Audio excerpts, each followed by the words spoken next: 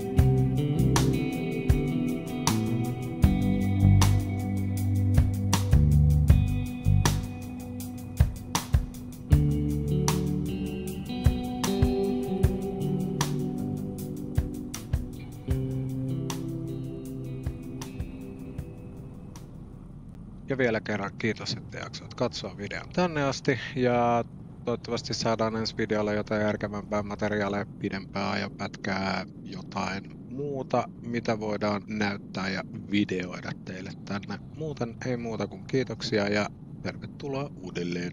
Hei hei!